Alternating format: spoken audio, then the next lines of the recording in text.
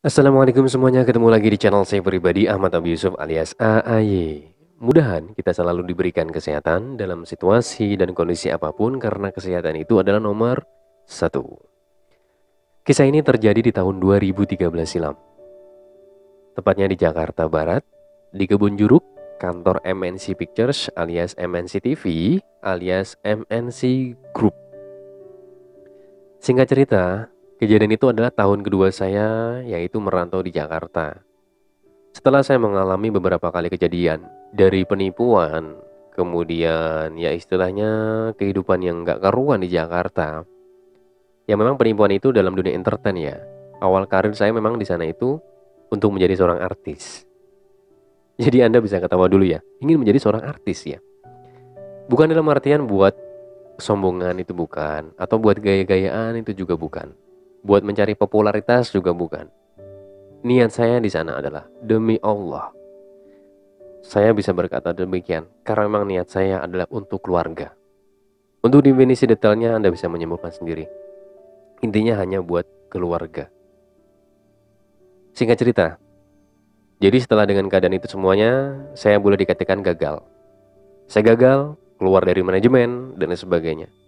Kemudian ada jalur yang saya pilih, yaitu menjadi seorang namanya ekstras alias figuran, yang bisa lalu lalang aja. Lalu lalang seperti itu biasanya. Dan bayarannya sangat kecil sekali, Rp20.000 untuk awal. Kemudian naik di Rp25.000, kemudian naik di Rp35.000. Dari Rp35.000 itu, istilahnya terakhir saya mendapatkan uang segitu ya. Kecuali kalau lembur alias overtime, itu bisa di 65 sampai 70. Tapi itu sudah jauh daripada lelah sekali. Berangkat pagi jam 6, pulang jam 10 malam. Kalau sampai kos-kosan, bisa jadi rata-rata jam 12 sampai jam 1 saya. Karena dari naik busway yang sangat jauh, itu adalah alternatif paling murah. Biaya busway pada saat itu di tahun 2013 kisaran 2.500. Jadi setelah mutar-mutar, kemudian transit sana, transit sini, pulang saya masih jalan kaki lumayan jauh sampai di kos saya. Makanya tenaga terkuras semuanya. Dari situ semuanya, perjalanan kurang lebih di 7 bulan ya. Dari 7 bulan, kemudian saya menjadi seorang ekstras. Berpikir juga, ya Allah, apa cukup uang segini? Tiap hari hanya 25.000 lah anggapannya. Tapi memang makan kita diberi 25.000 buat bayar kos-kosan 500.000. Nggak pernah sama sekali saya bisa ngirimin kedua orang tua saya. Malah yang ada menghabiskan uang mereka. Capek sebenarnya. Tapi nggak boleh ngeluh dalam hati ini. Itu adalah pilihan yang sudah saya pilih. Jadi saya harus mempertanggungjawabkan semuanya. Makanya saya nggak mau pulang kampung ketika saya sudah gagal. Saya masih bertahan di Jakarta. Saya harus taklukkan Jakarta ini. Dalam hati kecil saya seperti itu. Makanya saya jalani.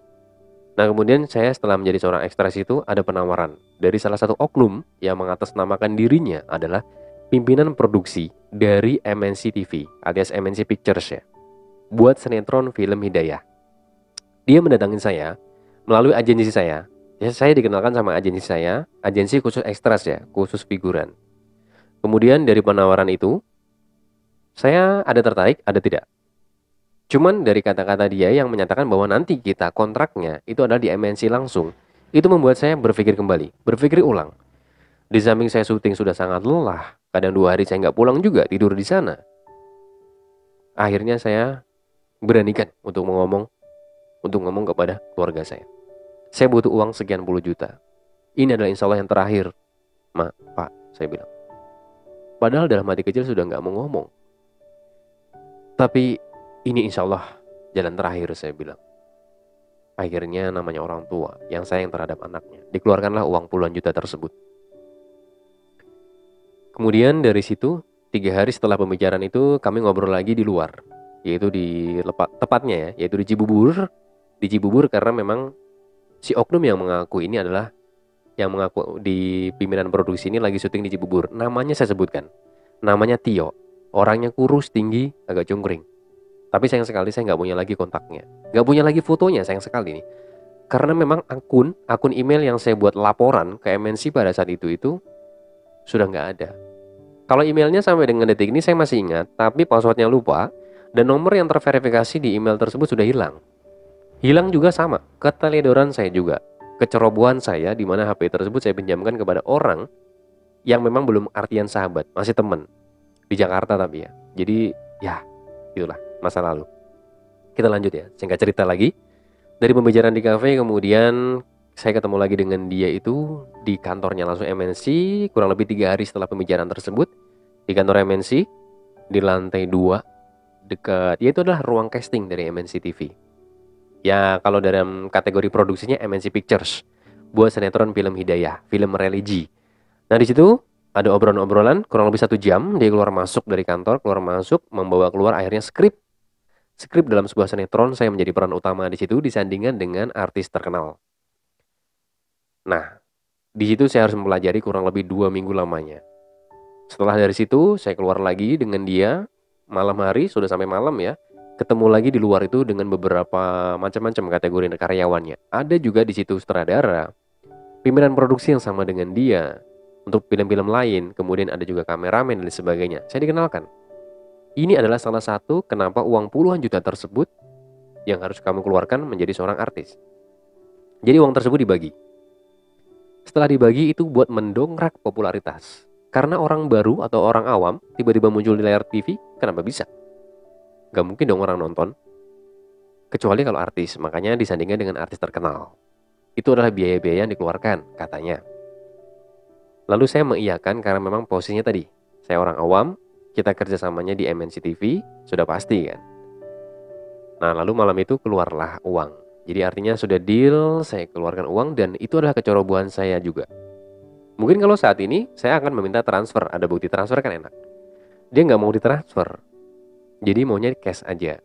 Puluhan juta dia minta cash. Akhirnya dekat di depan kantor MNC ada ATM center. KTM saya ambil dan nggak mungkin bisa keluar semuanya karena memang ada batas maksimal setiap ATM itu di bank. Besoknya ya jadi malam itu istilahnya tanda jadi dulu sekian juta gitu. Semampunya mecan ATM. Nah besoknya saya lagi ke situ lagi, ketemu dia juga sama di tempat itu juga di lantai 2 juga. Selebihnya semuanya puluhan juta tersebut sampai dengan selesai. Nah singkat cerita dari tempat tersebut saya balik ke kos-kosan, saya dikasih skrip dan suruh menghafal kurang lebih 2 minggu lamanya. Tiap harinya pun masih dipantau. Sudah sampai mana belajar lo? Coba kirimin videonya. Oh ada yang salah dibaiki sama dia. Pada saat itu masih ramainya BBM ya. Salah nih kurang begini. Oke dipantau. Gini kak, oke sip, mantap, oke. Ditawarin juga saya hari Sabtu itu, mau nggak kita apa ya istilahnya kalau bahasa entertain saya lupa ya. Apa ya? Istilahnya survei lokasi, cuman saya lupa nih bahasa entertainnya karena lama banget ya. Jadi saya oh enggak saya mau latihan aja. Ya udah kalau gitu. Istilahnya sama dia itu diajak. Jadi syuting kita itu rencananya di Jogja. Di Jogja rencananya sesuai dengan semuanya lengkap ya, semuanya lengkap dalam skrip itu. Tempat syutingnya dan sebagainya benar-benar lengkap semuanya. Sampai dengan hari hanya, yaitu hari Minggu juga, karena berangkatnya rencana kami hari Minggu. Pagi, siang, sore masih aktif. Ketika di maghrib ya, posisi maghrib, dan dia asar tuh sudah nelpon saya, kamu siap-siap ya? Lu siap-siap ya Bill gitu. Nama saya di entertain memang diganti Nabil ya, buat dunia entertain. Jadi ketika itu saya bilang, udah siap mas, sudah siap semua. Oke, pokoknya lo kami jemput di ya habis-habis asar lah. Oke. Ketika habis asar sampai maghrib itu sudah nggak aktif. Saya BBM nggak aktif, telepon nggak aktif. Kemudian agensi saya kontak. Saya kontak gini. Masa sih? Iya nggak aktif gitu. Akhirnya beliau bilang nih dari agensi saya, besok saya datangin ke rumahnya. Saya tahu rumahnya katanya. Oke, makasih. Senang nih karena dia tahu rumahnya.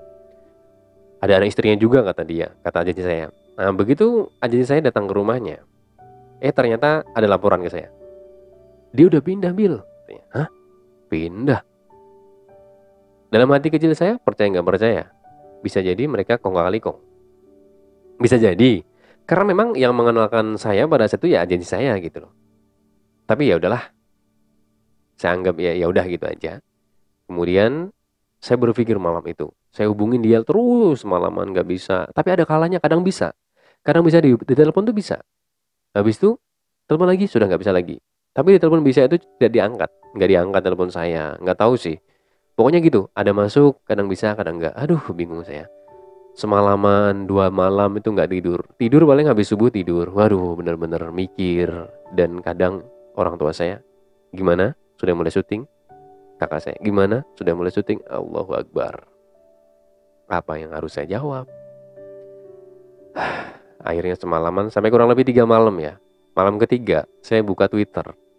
Di samping memang banyak tawaran casting, tapi ya tadi, casting itu anggap aja percuma kalau kita nggak ada orang dalam. Ya 1 banding 1000 yang benar-benar lolos dari nol tuh. Dunia entertain kan kurang lebih seperti itu. Lebih kejam daripada dunia politik juga.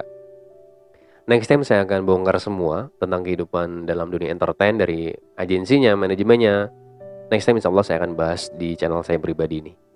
Nah kemudian singkat cerita dari itu, main Twitter, banyak lowongan casting semua dan sebagainya bla bla bla. Nah ada nama Haritano Sudibyo.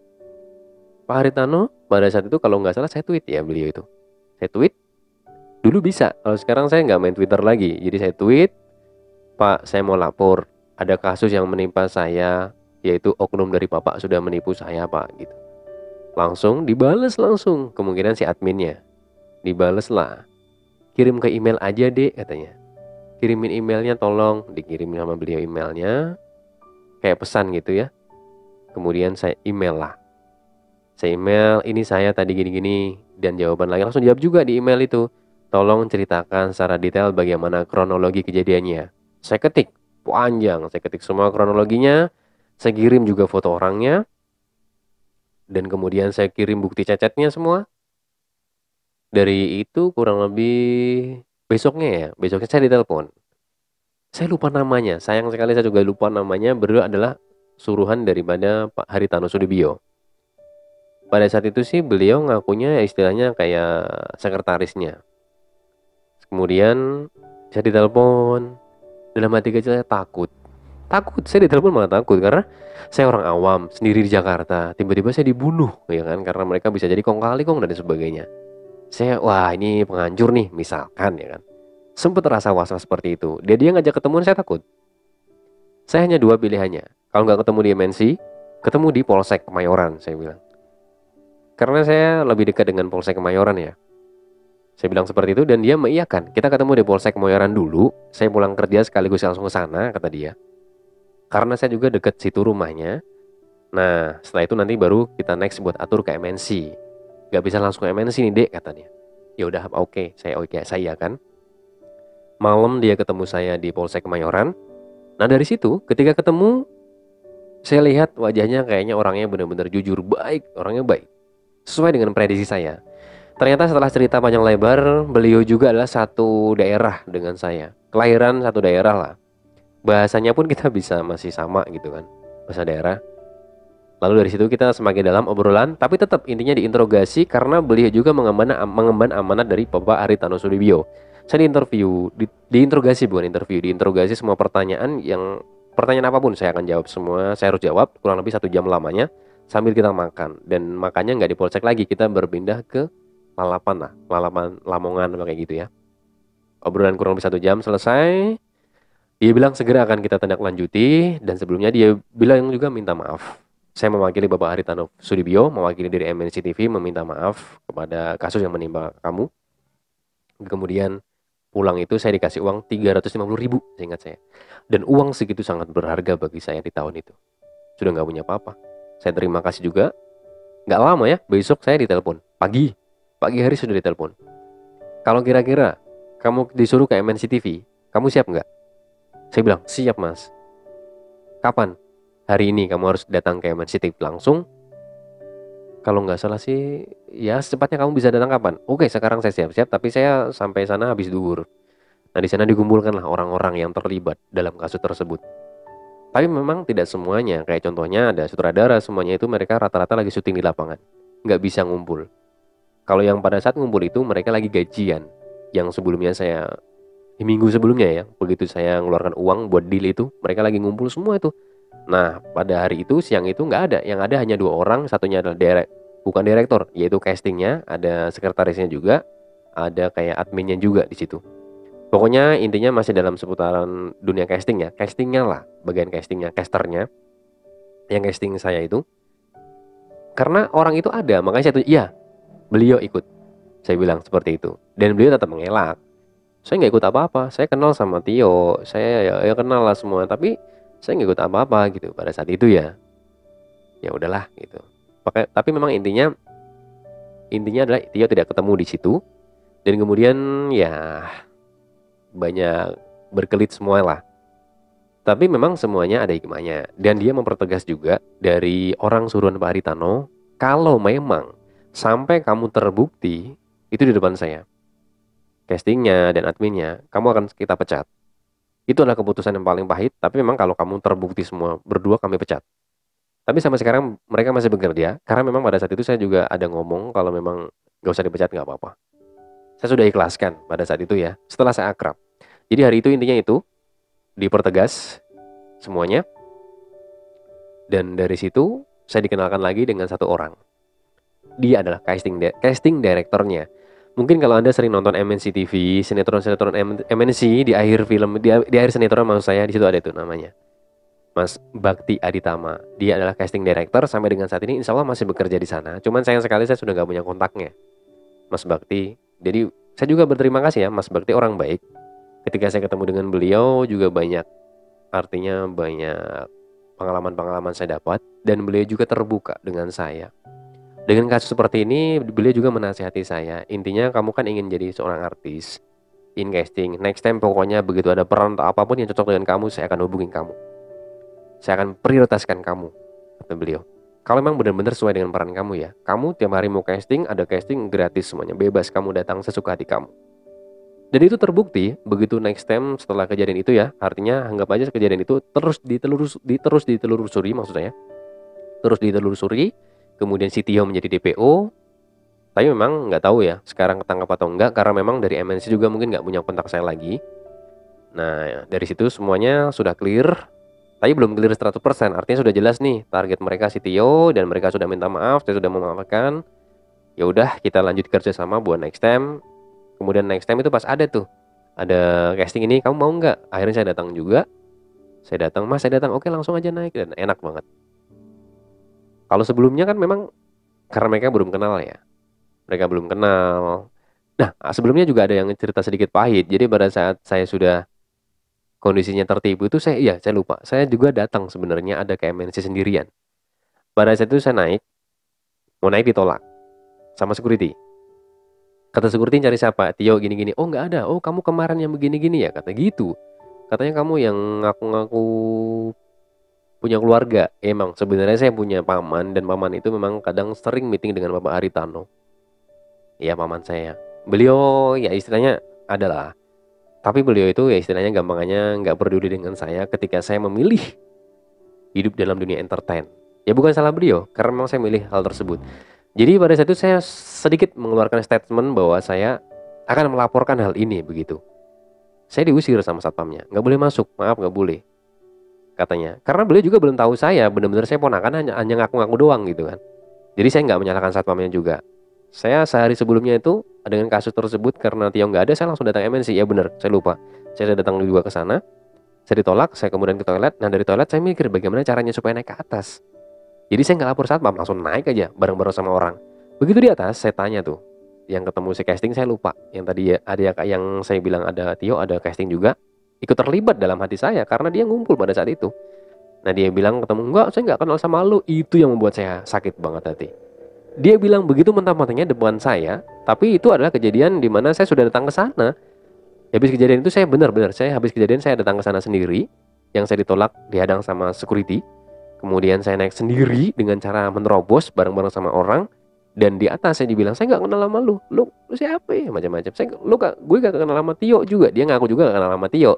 Nah berbeda halnya ketika pada saat sudah diinterogasi semuanya, dikumpulkan, ditanya sama, saya lupa banget utusannya, yaitu dari Pak Haritano, baik orangnya, agak gemuk ya, lupa namanya ya Allah, lupa banget. Nah kemudian dia ngaku, ya kenal sama Tio. Kan berbeda nih, kalimatnya berbeda. Ketika saya sendiri ke sana, tidak ngaku.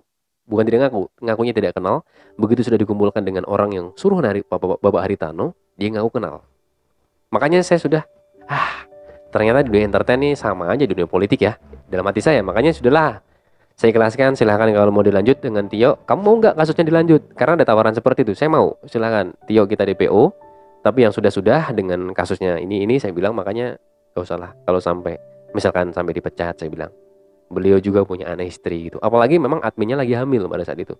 Saya juga ngomong seperti itu kepada orang suruhan Bapak Aritano. Nah, kemudian dari situ singkat cerita, keakraban saya timbul di MNC, bahkan MNC juga MNC Pictures ya, orang-orangnya baik. Dan orang yang tadi casting juga menjadi baik dengan saya. Tapi di sisi lain saya sudah melupakan hal itu semuanya. Jadi ketika tiap hari itu saya nggak pernah ngungkit juga masalah itu. Dan bahkan saya ada beberapa kali, yang syuting sekali sih. Setelah kejadian itu saya ada syuting di reality show. Lumayan 1 jam syuting mendapat uang 375.000 sekali aja. Habis itu saya benar-benar memutuskan diri untuk berhenti dalam istilahnya orang di depan layar. Saya bermain di belakang layar, saya membuka agensi juga. Dan kemudian saya berhijrah dalam dunia smartphone. Tapi dalam dunia entertain memang jiwa masih ada. Nah, itu adalah cerita yang mungkin saya ceritakan dalam video ini. Semuanya benar-benar real ya. Tidak saya buat-buat, bisa dipertanggungjawabkan. Semoga kejadian ini dan mudahan dapat hikmahnya bagi yang nonton, terutama buat saya pribadi dan buat anak cucu saya ke depannya. Karena next time saya mungkin gak akan bisa cerita panjang lebar begitu sudah tua. Nah, video ini bisa menjadi sebuah cerita, bisa menjadi sebuah pengalaman. Mungkin itu aja yang bisa saya sampaikan dalam video ini, mudah-mudahan bisa bermanfaat. Terlebih lagi, sekali lagi buat saya pribadi, keluarga, dan kemudian buat Anda semuanya yang nonton. Ketemu lagi di next time video. Wassalamualaikum warahmatullahi wabarakatuh.